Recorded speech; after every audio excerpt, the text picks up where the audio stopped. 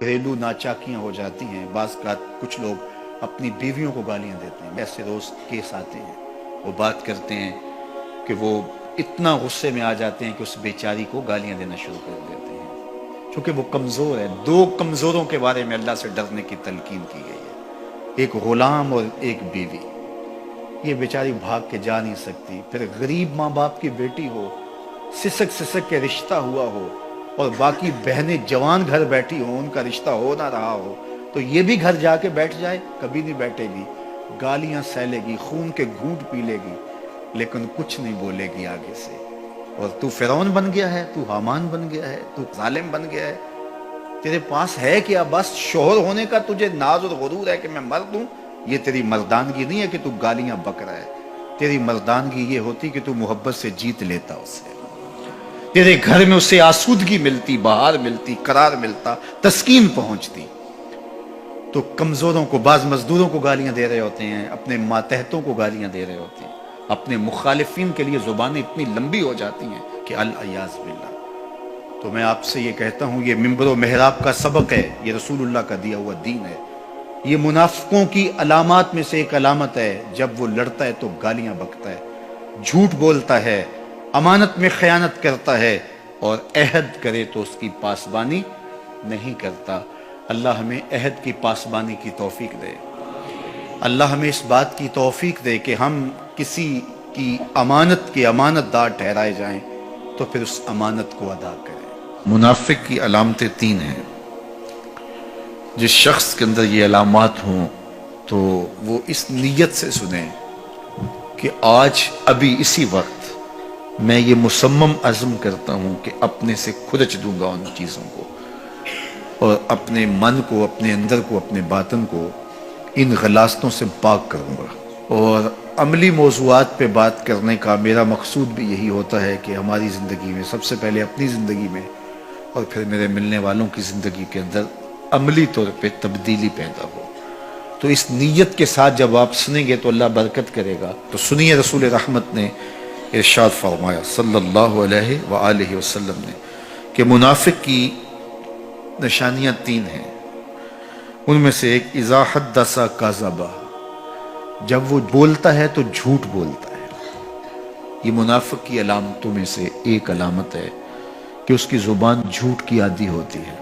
زندگی میں جھوٹ سے اپنے آپ کو بچائیں، یہ زہر قاتل ہے، اندر اجاڑ دیتا ہے، آپ کا معاشرے سے اعتبار ختم کر دیتا ہے، اور آپ کی رسوائی کا سبب ہے۔ دوسرا ارشاد فرمایا وَإِذَا وَعَدَ أَخْلَفَ، جب وہ وعدہ کرتا ہے تو وعدہ خلافی کرتا ہے۔ یہ منافق کی علامت ہے کہ وہ وعدہ پورا نہیں کرتا۔ میرے حضور کسی سے وعدہ کرتے ہیں کہ تیرے آنے تک یہاں کھڑا ہوں، اور وہ جا کے بھول جاتا ہے۔ میرے حضور 3 دن کھڑے رہتے ہیں، 3 دن کے بعد اچانک وہاں سے گزرا، دیکھا تو حضور کھڑے ہیں۔ بڑی شرمندگی ہوئی، ڈرتا ہوا آگے بڑھا، صرف اتنا کہا یار تو نے مشقت میں ڈال دیا۔ 3 دن تک میرے حضور کھڑے، اور میں کہتا ہوں وہ تو 3 دن بعد واپس آ گیا۔ وہ نہ آتا 3 سال بھی کھڑا رہنا ہوتا، میرے حضور کھڑے رہتے کہ میں نے اس سے وعدہ کیا ہوا ہے۔ اور میں اور آپ دیکھیں کہ ہم کہاں کھڑے ہیں۔ ہم کسی سے وعدہ کریں، ہم خود وعدہ کرتے ہیں تمہیں 6 ماہ کے بعد پیسے دیں گے، وہ بیچارہ 6 ماہ کے بعد بھی جو ہے وہ 1 ماہ اور اوپر گزار لیتا ہے کہ چلو کوئی بات نہیں ہے، اور ہم اس کی موت کی دعا کر دیتے ہیں یا اللہ فوت ہی ہو جائے تو اچھی بات ہے۔ تو پھر ہم کہیں کہ اللہ کی رحمتیں ہمیں نصیب ہوں، یار وعدہ کیا ہے، اپنا تن بھی بیچ کے دینا پڑے تو دیں گے۔ جو وعدہ کیا ہے، جہاں کھڑے ہوئے ہیں وہاں کھڑے رہیں گے، چاہے اس کی کتنی بھی اذیت ہمیں کیوں نہ سہنی پڑے۔ جب وعدہ کیا ہے تو پھر اس کو پورا کرو۔ تیسری بات میرے حضور نے ارشاد فرمائی وَإِذَا تُؤْمِنَ خَانَ، جب اس کے پاس امانت رکھی جائے تو خیانت کرے۔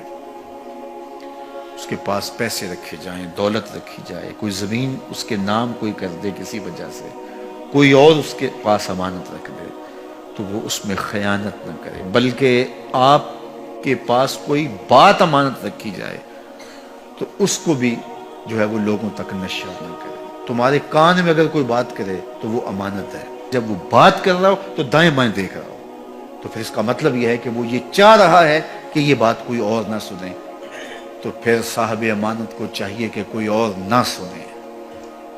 یہ امانت ہے اور اس امانت کو پورا کیا جائے. اور چوتھی علامت یہ ارشاد فرمائی، منافق جب کسی سے لڑ پڑتا ہے تو گالیاں دیتا ہے. ہمارے دین نے ہمیں گالی دینے سے روکا ہے. اپنی زبان کی پاکیزگی اور اپنی زبان کی طہارت کا سامان کیجیے. آپ کسی بھی حالت میں ہوں، آپ کے اوپر کوئی کتنی بھی زیادتی کر رہا ہو، آپ کو کوئی تھپڑ بھی مار رہا ہو، تو آپ اس کا مقابلہ ضرور کریں، لیکن آپ کی زبان گندی نہیں ہونی چاہیے. یہ غصے کے وقت ہی تو انسان کا پتہ چلتا ہے. ظفر سے آدمی نہ جانیے چاہے جتنا بھی ہو صاحب فہم و ذکا، جسے عیش میں یاد خدا نہ رہی، جسے تیش میں خوف خدا نہ رہا.